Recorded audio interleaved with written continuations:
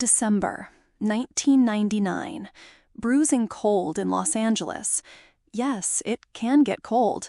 And a dorm room on the campus of UCLA. Friends are up late playing video games. Laughter, snacks, the kind of nocturnal camaraderie that feels more like life than studying. At some point, one of those friends looks back at his roommate's bed, Michael's bed, and realizes Michael isn't there. The room is locked from the inside the next morning. No sign of struggle, no clear exit, no trace. How does someone simply disappear from a locked college campus? This is still unanswered. I'm Laura Martinez. Welcome. If you're new to the show, we take a slow, careful look at cases where important questions persist. We center the people behind the headlines.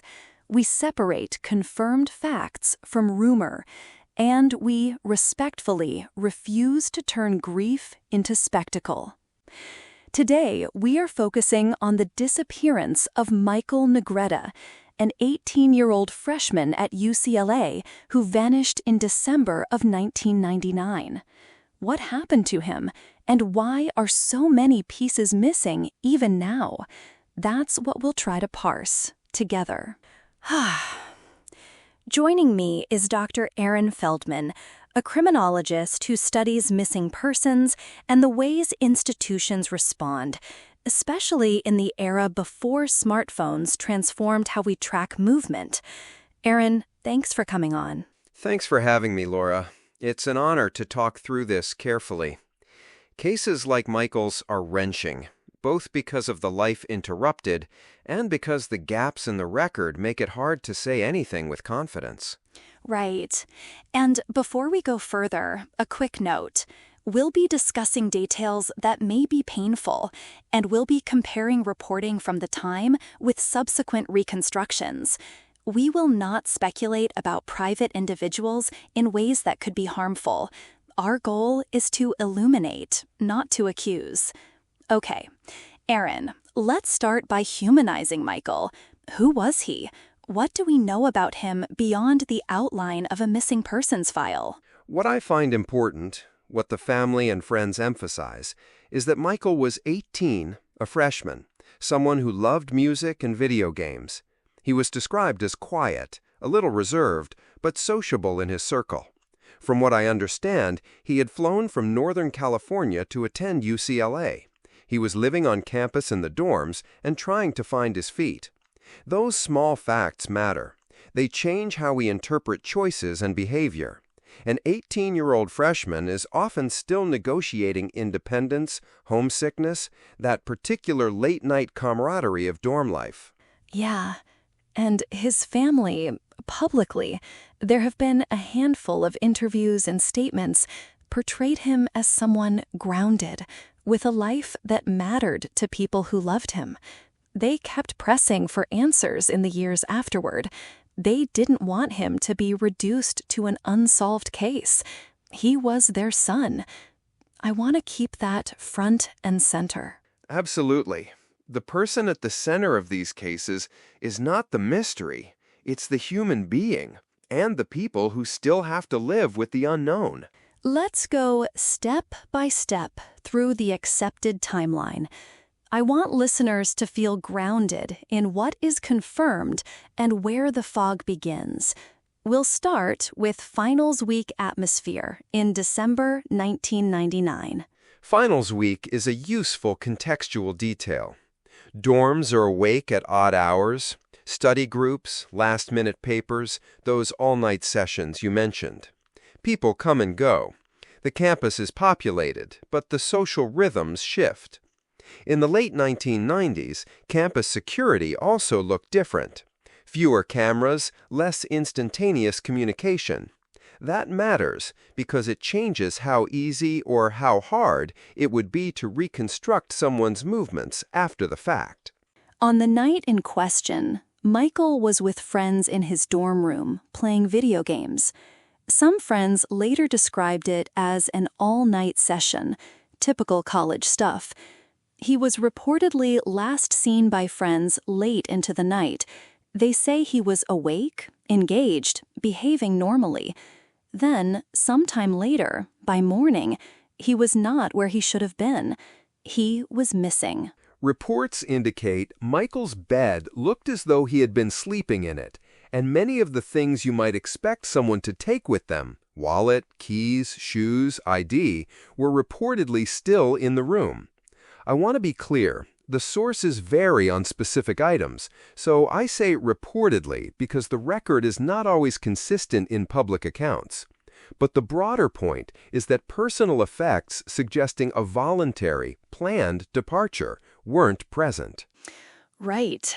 And crucially, the dorm suite door was, this is one of the most baffling parts, locked.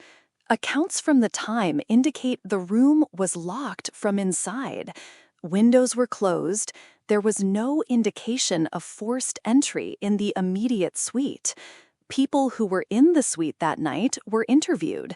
Some recall hearing nothing out of the ordinary. And that detail-locked room, few signs of disturbance, pushes investigators into a corner.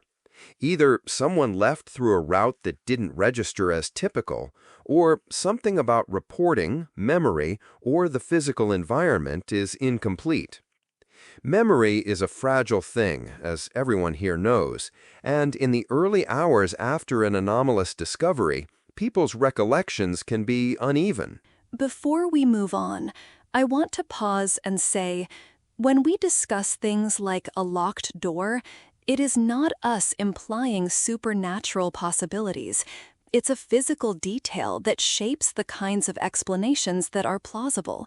Let's be concrete about the early response. What happened once Michael was noticed missing? How did campus police and local authorities get involved? From records and reporting, the initial notice generated an immediate search. Friends and roommates checked other rooms, dorm staff were contacted, and then UCLA police became involved. Soon after that, the Los Angeles Police Department, LAPD, was also reportedly contacted. An initial canvass of the area took place. Dormitory rooms were checked, student interviews were done, and there were searches of the building and nearby areas. Media interest began to build within a few days. There were searches of the immediate campus area, and volunteers joined in. Students and neighbors looking through shrubbery, checking utility rooms, and so on.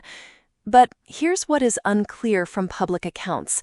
Exactly how exhaustive those searches were early on, what specific kinds of evidence were collected, if any, and whether there were gaps in the first 48 hours that might have mattered. We know, generally, that the first 48 hours are often crucial in missing persons cases. Yes, those first 2 days are critical for several reasons. Fresh footprints or physical evidence haven't been disturbed. People's memories are fresher. And if there was some external trail, phone records, gas receipts, bus rides, those are more recoverable immediately. But we have to remember, this was 1999. There wasn't the same kind of digital breadcrumb trail young people leave today. No smartphones pinging towers, less surveillance.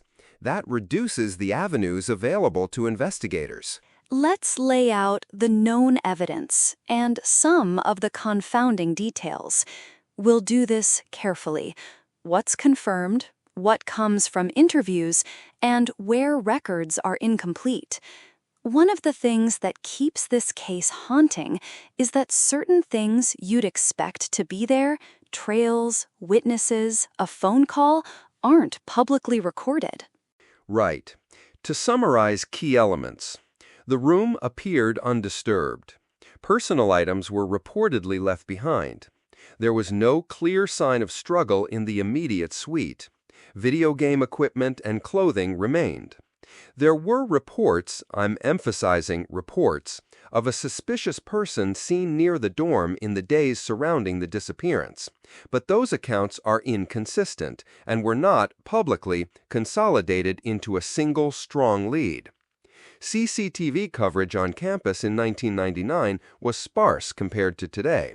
Buildings did not always have recording cameras, and where cameras existed, they were often in common areas rather than entryways. Building access was more often controlled by physical keys rather than electronic keycards, which makes audit trails rare. I want listeners to hear the hedging there, reportedly, inconsistent, because the factual record people can access is patchy. That patchiness itself is an important part of the story.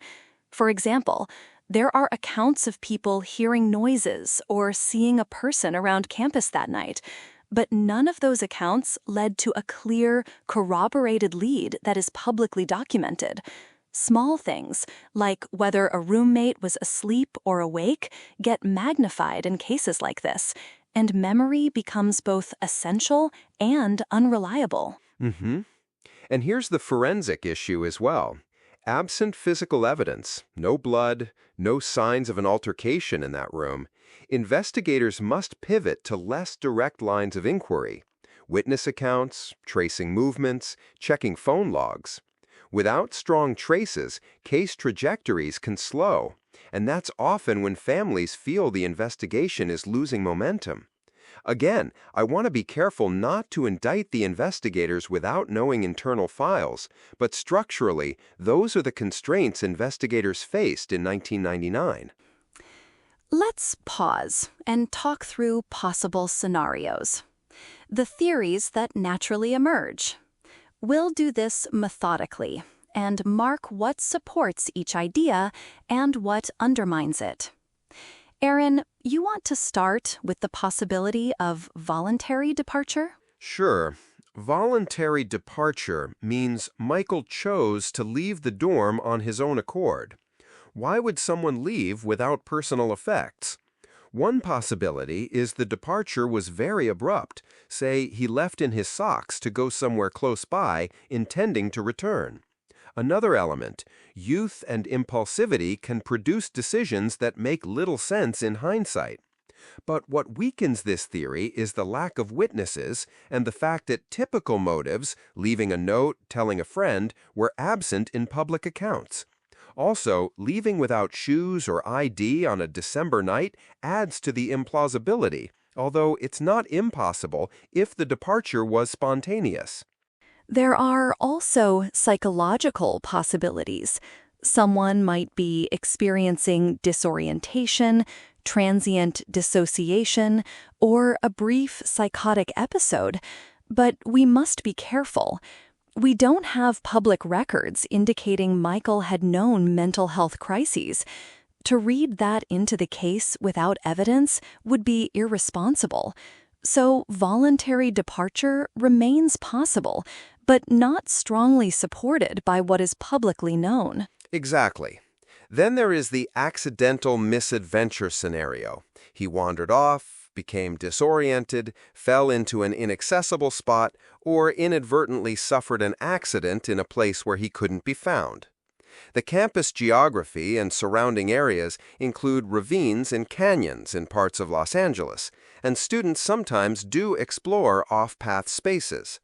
That said, we know searches were conducted in the immediate area. If this were the explanation, we often expect to find some physical trace, clothing snagged on brush, a shoe, or personal items recovered, which apparently didn't turn up, at least not publicly. Those searches may have been thorough in the areas that seemed logical, but again, we don't have a full public inventory of search zones or results, which leads us to the most feared scenario, the possibility of foul play. What does that look like in the context of a dorm suite and a locked room? If foul play is involved, there are a few sub-possibilities. Stranger abduction requires either someone entering the building and removing him without leaving signs, or an encounter outside the building. The locked room detail complicates an abduction inside the suite. It would imply a scenario where someone was able to exit without detection, maybe through a window, or with cooperation from someone inside, or by tailgating through an access point. If it was someone he knew, that can explain why there was no visible force. People who are familiar with each other often don't leave overt signs of struggle when they separate. But again, we lack direct evidence for such interactions in public records. So it remains a possibility, but without a publicly established chain of evidence. Across all these scenarios, there are frustratingly few forensic breadcrumbs. We can't point to DNA, a witness who has a consistent timeline, or surveillance footage that would confirm or contradict the various lines of inquiry. That lack is not accidental. It's tied to the era, technology, and the way college housing functioned then. Aaron, could you say more about how the pre-smartphone, pre-UAV, limited camera world affects the investigatory picture? Sure. In 1999, investigators relied heavily on physical canvassing, face-to-face interviews, and paper records. If someone left a dorm in a car, you might check vehicle registrations or traffic cameras, if any existed nearby, or you might look for witnesses to a vehicle pulling up. But many of those systems were not ubiquitous. Cell phones existed, but they didn't generate location histories in the way smartphones do today. There were fewer surveillance cameras, fewer keycard logs, and no straightforward digital command history from streaming services or apps that could provide timestamps. That creates huge blind spots. It is entirely possible, and I mean this without speculation, that a modern investigator, given a fresh look at the case, might find digital traces that didn't exist then. But for this case, the window to those traces has long closed. Let's talk about the family's perspective. I know we don't have hundreds of quotes to pull from, but we do know the family has tried to keep the case in the public eye.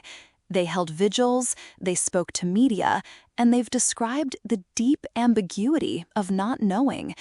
There's a specific term psychologists use for this experience: ambiguous loss, the halfway status between grieving and hope. It can be devastating and protracted. Yes. For families, not knowing prevents closure. It affects everything: anniversaries, holidays, future planning. It also can put family members into adversarial positions with investigators out of desperation to find answers. That adversarial relationship is often counterproductive, but it's also understandable. People want answers. We should always remember that every time we talk about a case, we're talking about a family who has had their life rearranged by absence. And I want to emphasize, keeping Michael's name in circulation has an important practical effect, too. New memories surface. Witnesses who were reluctant at first sometimes come forward years later, and small details that didn't seem relevant at the time can gain new meaning when paired with other information. That's one reason families continue to advocate. Right. Social memory, people talking, stories being retold, can generate new leads. But it also invites speculation and sometimes harassment, which is why responsible public engagement is crucial. People should come forward with verifiable information to the proper authorities, not weaponize social media rumor mills. Let's take a breather. I want to ask a procedural question. Have there been official updates, renewed investigations, or cold case reviews in Michael's case over the years? What's publicly known about law enforcement engagement after the initial period? Publicly, there's little evidence of sustained high-profile reinvestigation. That doesn't mean the case hasn't been revisited by detectives internally. Many police departments have cold case units that periodically re-examine files. But in terms of public announcements, new searches, major arrests, or breakthroughs, those have not occurred, at least not in a way that's widely documented. Media attention has waxed and waned. Sometimes, years later, local outlets revisit these old disappearances. Those pieces can be helpful in reminding the community and prompting new tips. Which raises a structural point. When a case gets less media attention, it doesn't mean it stops mattering. It means the public's eyes move on. But for families and investigators, the case remains. Part of what we want to do with this episode is keep the memory alive in a way that is responsible. We also want to flag a few unresolved core questions that still make this case particularly haunting. Aaron, what would you say are the central, unanswered questions? First, how did Michael leave the building without being noticed? Or was he removed by someone who had access? Second, why is there no clear physical or digital trail leading away from the dorm? Third, what, if any, corroborated eyewitness accounts exist that haven't been publicized? And fourth, are there physical searches or leads that were never fully pursued or documented publicly? Each of those questions points to different investigative paths. The difficulty is, without access to the internal case file, we can't fully answer whether those paths were explored thoroughly or whether evidence has been preserved in a way that could be re-examined today. And then there's a larger reflection I want us to hold. Cases like this highlight the limits of investigative certainty. We often want a tidy narrative. This happened because of that, and therefore we can close the case. But some mysteries remain messy because human behavior is messy, memory is unreliable, and institutions have constraints. There is also a moral dimension. The need to treat missing persons and their families with dignity rather than feeding a hunger for neat answers or sensational conspiracies. I appreciate that framing, Laura. And to add, one of the broader lessons from Michael's case is how much the technological shift since 1999 has altered missing persons investigations. Today, mobile phone records, social media activity, and camera footage often accelerate timelines and help corroborate or disprove accounts. Back then, those data points were sparse. So we have to judge investigators by the tools they had, while still asking whether procedures like timely searches and careful interviewing were adequate. It's a balance of empathy and accountability. Before we move to the close, let's do a practical, listener-facing segment. If someone listening remembers something, anything, connected to Michael's disappearance, what should they do? I don't want to give false promises about what can happen, but there are responsible steps to take. If listeners have information, they should contact the law enforcement agencies that handled the case, the UCLA Police Department and the Los Angeles Police Department. Offer details concisely: dates, specific locations, personal descriptions, or any documents or photographs from that time. If someone is hesitant to speak directly with police, they can consult with a legal advocate or a victim services organization that can guide them in how to present information. Also, be mindful about sharing unverified allegations on social media. Those can harm innocent people and distract investigators. And if you do come forward, tell them whether your information is firsthand or hearsay, when you noticed it, and why you didn't mention it before, if that's the case. Even small details, like seeing an unfamiliar car in the parking lot, or remembering that a particular student left campus for a few hours, can matter. But again, reach out to investigators, not internet sleuths. We will include in the episode notes the official agencies to contact. We won't publish private addresses or docs names. Responsible engagement matters.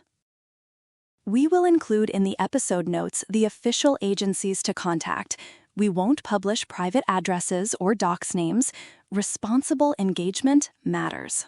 Aaron, before we sign off, I want to ask you, when you look at Michael's case now, what lessons do you take away as a criminologist? Not a speculative theory about what happened, but structural, methodological lessons about how we investigate and how families and communities can keep cases active without sinking into counterproductive behaviors. There are a few lessons. 1. Preserve every piece of evidence, even the small and inexplicable. 2. Keep meticulous records of interviews and timestamps. Those later help when the human memory cloud clears. 3. Cultivate a partnership with the family, because that relationship can stabilize reporting and encourage tip flow. 4. Revisit old cases with fresh eyes using modern tools, but do so methodically. And finally, protect the privacy and dignity of the missing person's memory. Investigations are technical, but they are also profoundly human. That balance matters. Thank you. For the family, Michael's family, this is not just theory. It's the difference between a sleepless night and the possibility that someone else might remember something small and important. We owe them that level of care. Yeah. As we draw this episode to a close, I'd like to step back and reflect on what the case of Michael Negrete tells us about the nature of disappearance itself. There's something eerily ordinary about the moments that led into this. Friends playing video games, a dorm room at night. When ordinary things become the site of the extraordinary unknown, it's harder to accept. The ordinary details, shoes by the bed, a controller on the floor, are what make the unknown so poignant. They are evidence of a life interrupted. And it reminds us that vulnerability isn't only about place, it's about timing and circumstance. A crowded campus can be both safe and perilous. People's assumptions about safety, this is a dorm on a university campus, can lull them into overlooking risks or missing rare atypical events. The mystery lingers because our frameworks for understanding don't neatly capture all possible human behavior. We want to end with a request and with a remembrance. If you have information about Michael Negrete's disappearance, contact UCLA Police or the Los Angeles Police Department and reference the case of Michael Negrete. If you're unsure whether what you remember matters, call. Small details can matter. And if you engage on social media, please be responsible. Avoid naming or harassing people who have never been publicly implicated. This is not entertainment. This is a life people are missing. For listeners who want to learn more about the dynamics of missing person investigations in the pre-digital era, there are resources, books and academic papers that explore how investigative techniques have evolved. If you are part of a community or institution, consider asking your local police department about their missing person protocols, how promptly they search, how they coordinate with families, and how they preserve evidence. Those are practical areas where communities can press for improvement. To close as we opened, Michael Negrete, 18, last seen in December of 1999 from his UCLA dorm room. A night of video games, a locked suite, a family that keeps asking, an absence that remains a presence in the lives of those who loved him. We leave this episode without answers, but with the hope that sustained, respectful attention can one day produce them. Michael's name matters. His story matters. Thank you, Aaron, for walking through this with me with such care. Thank you, Laura. It's been meaningful to discuss it in this way. And thank you to listeners for joining us. If you want to support ethical, victim-centered work like this episode, there are links in the show notes to organizations that help families of the missing. Please consider donating or volunteering time. And if you have information, contact UCLA Police or LAPD. We will see you next time on Still Unanswered.